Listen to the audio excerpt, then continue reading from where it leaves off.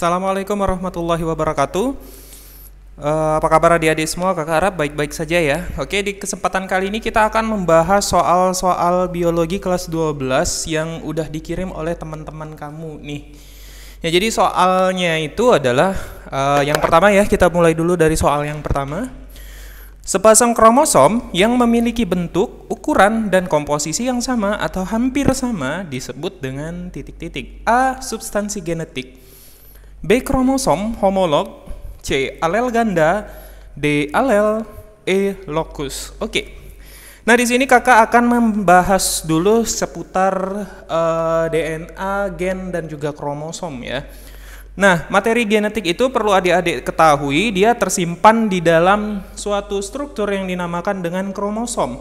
Jadi, di dalam kromosom itu nantinya akan terdapat DNA. Jadi, kromosom itu terbentuk dari DNA yang mengalami pemadatan ya atau terkondensasi, yang mana di dalam DNA itu terdapat gen ya. Jadi gitu urutannya. Di dalam kromosom ada DNA, di dalam DNA ada gen. Ya, jadi ini dulu yang perlu dipahami ya. Nah, kemudian si kromosom itu kalau kita gambarkan memiliki bentuk seperti layaknya sebuah pita.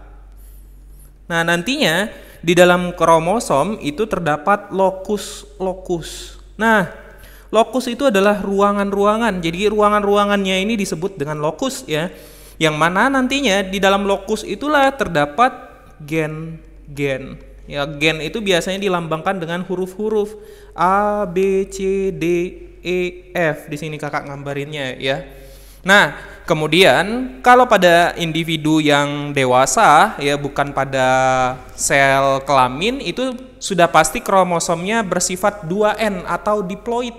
Maksud dari 2N itu apa? Atau diploid itu apa? Ya, diploid atau 2N itu berarti kromosomnya berpasangan ya. Jadi kalau manusia contohnya ya, kromosomnya jumlahnya 46, berarti kalau 46 buah berarti terdiri dari 23 pasang kromosom ya, yang mana kalau manusia itu 23 pasangnya itu 22-nya adalah autosom atau kromosom tubuh, sisanya itu adalah kromosom seks yang menentukan jenis kelamin. Nah, jadi nanti kalau pada keadaan diploid nanti si kromosomnya ini bakalan berpasangan seperti ini ya. Nah, gini. Nah, nantinya pasangan kromosomnya itu bakalan memiliki bentuk, struktur dan komposisi yang hampir sama atau sama atau hampir sama, dan juga gennya itu bakalan saling berpasangan. Nah, gini. Nah, kemudian gen yang memiliki lokus yang bersesuaian, misalnya ini dengan yang ini ya, itu disebut dengan alel ya, alel. Begitu juga dengan yang B ini, yang ini juga, yang ini juga, ini juga. Ya, jadi bisa dibilang alel itu adalah gen yang memiliki lokus yang sama atau gen yang memiliki lokus yang saling bersesuaian. Gen yang memiliki lokus yang saling bersesuaian.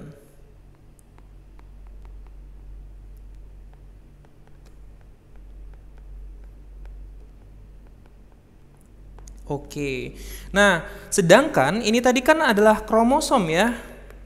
Ini kan kalau secara keseluruhannya dari sini sampai ke sini ini disebut dengan kromosom. Nah, kromosom yang seperti kakak gambarin ini dia kan memiliki bentuk yang sama, kemudian ukurannya sama, dan juga komposisinya yang sama. Nah, kromosom yang sama ini disebut dengan kromosom homolog. Ya, jadi yang kakak gambarin di sini ini adalah kromosom homolog ya, karena dia sama. Nah, kromosom yang saling bersesuaian yang kemudian membentuk kondisi diploid tadi. Maka jawaban untuk nomor 1 itu adalah B, kromosom homolog ya. Kenapa bukan substansi genetik? Yang disebut dengan substansi genetik itu adalah DNA, ya, DNA dan juga gen dan juga kromosomnya secara keseluruhan itu disebut dengan substansi genetik. Itu kurang tepat, ya. Kemudian alel ganda itu adalah suatu sifat yang dibentuk karena adanya pasangan alel yang lebih dari satu pasang. Contohnya itu kayak golongan darah.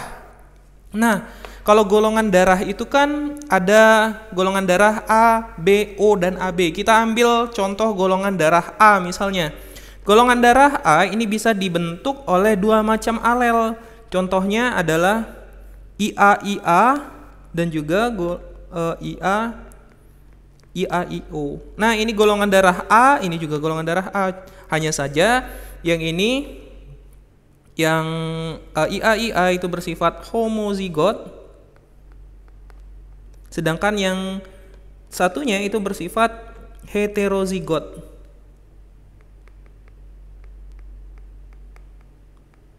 Ya, jadi gitu ya. Nah, meskipun dia berbeda genotipenya, ya genotipe itu yang ini ya.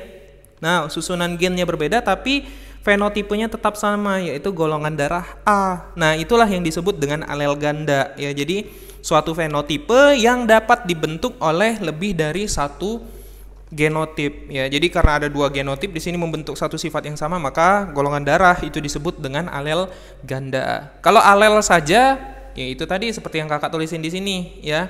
Gen yang memiliki lokus yang saling bersesuaian itu disebut dengan alel. Maka itu salah ya, kan yang ditanyakan di sini adalah kromosom yang bersesuaian, bukan gen yang bersesuaian.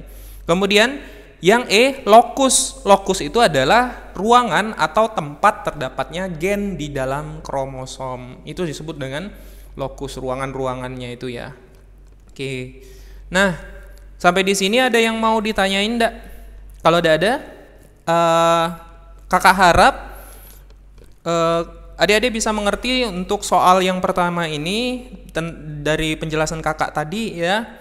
Akan kita bahas soal berikutnya pada video selanjutnya.